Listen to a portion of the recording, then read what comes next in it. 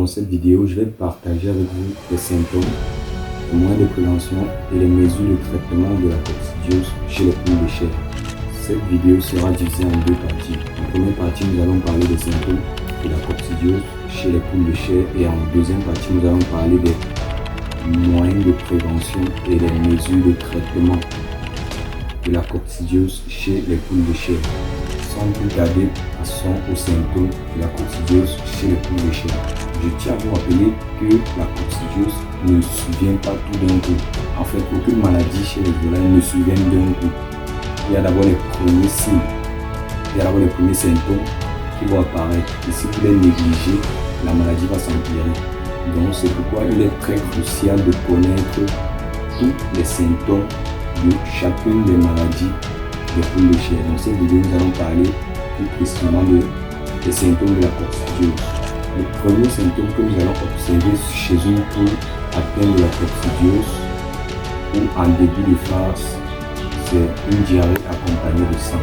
Le deuxième symptôme qu'on peut observer chez une poule atteinte de la coccidiose, c'est des fientes mousseuses ou gazeuses. Donc vous allez constater que la poule va faire des diarrhées mousseuses ou soit gazeuses. C'est avec le troisième symptôme qu'on peut observer chez une poule atteinte de la coccidiose, c'est une somnolence. Vous allez constater que le poulet parfois debout, mais il somnole, il baisse la tête, il somnole. Le quatrième symptôme que nous pouvons observer chez une poule atteinte de la coccidiose, c'est une perte d'appétit et une croissance réduite. Vous allez constater que le poulet en question, il sera plus petit que les autres poulets de même âge qui sont arrivés à la ferme en même temps. Il sera plus petit et il ne doit pas manger. Il sera toujours dans son coin ou soit toujours couché. Le cinquième symptôme que vous pouvez observer chez une poule atteinte de la coccidiose, ce sont des plumes ébouriffées. Vous allez constater que les plumes des poulets sont parfois tendues. Je tiens aussi à vous rappeler que les poulets infectés ne présenteront certainement pas tous ces symptômes en même temps. La gravité des symptômes dépendra de plusieurs facteurs, tels que l'espèce de coccide ou l'état général du poulet, l'état du système immunitaire du poulet. C'est aussi très important pour la lutte contre la coccidie. Sans plus tarder, nous allons passer à la deuxième partie de la vidéo qui est le moyen de prévention et le traitement de la coccidiose chez les poules de chair. Les deux plantes que nous allons utiliser sont le gingembre et l'ail. Le dosage est très essentiel car s'il est mis en grande quantité, il peut être nocif pour vos poules. Pour les poussins de 1 à 21 jours, il est conseillé d'utiliser une gousse d'ail pour 1 litre d'eau. Et pour les poulets de 21 jours et plus, il est conseillé d'utiliser 2 ou 3 gousses d'ail pour 1 litre d'eau.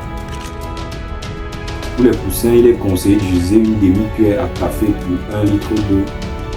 Et pour les poulets de 21 jours et plus, une cuillère à café pour 1 litre d'eau. La première étape est de râper et d'écraser le gingembre et l'ail jusqu'à obtenir de la poudre. Ensuite, vous allez mélanger les deux dans de l'eau potable. Et enfin donner à vos poules. À titre préventif, il est conseillé de donner 1 à 2 jours par semaine. Et à titre curatif, donner tous les jours jusqu'à disparition des symptômes.